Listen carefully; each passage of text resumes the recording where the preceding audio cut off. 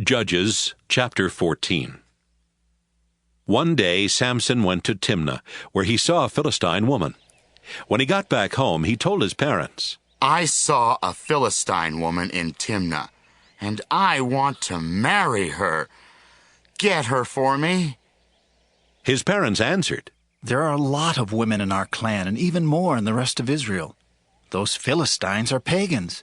Why would you want to marry one of their women? She looks good to me. Samson answered. Get her for me. At that time, the Philistines were in control of Israel, and the Lord wanted to stir up trouble for them. That's why he made Samson desire that woman. As Samson and his parents reached the vineyards near Timnah, a fierce young lion suddenly roared and attacked Samson. But the Lord's Spirit took control of Samson, and with his bare hands he tore the lion apart as though it had been a young goat. His parents didn't know what he had done, and he didn't tell them. When they got to Timnah, Samson talked to the woman, and he was sure that she was the one for him. Later, Samson returned to Timnah for the wedding, and when he came near the place where the lion had attacked, he left the road to see what was left of the lion. He was surprised to see that bees were living in the lion's skeleton, and that they had made some honey. He scooped up the honey in his hands and ate some of it as he walked along. When he got back to his parents, he gave them some of the honey and they ate it too. But he didn't tell them he had found the honey in the skeleton of a lion. While Samson's father went to make the final arrangements with the bride and her family, Samson threw a big party as grooms usually did. When the Philistines saw what Samson was like, they told 30 of their young men to stay with him at the party. Samson told the 30 young men, This party will last for 7 days. Let's make a bet.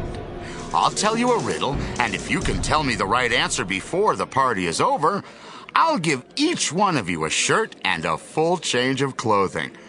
But if you can't tell me the answer, then each of you will have to give me a shirt and a full change of clothing. It's a bet. the Philistine said. Tell us the riddle.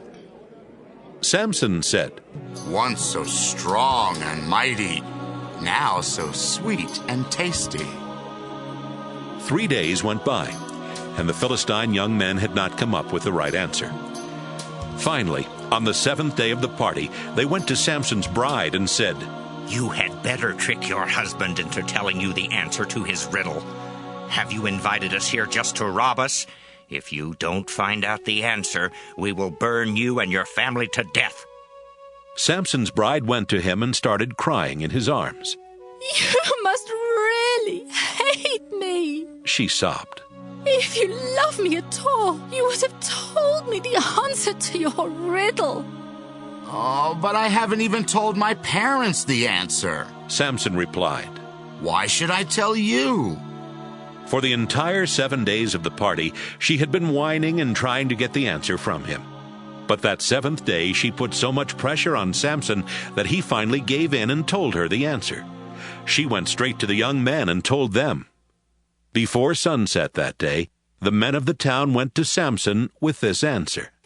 A lion is the strongest, honey is the sweetest.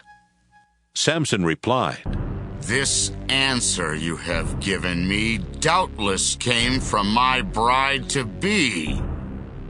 Then the Lord's Spirit took control of Samson. He went to Ashkelon, where he killed 30 men and took their clothing.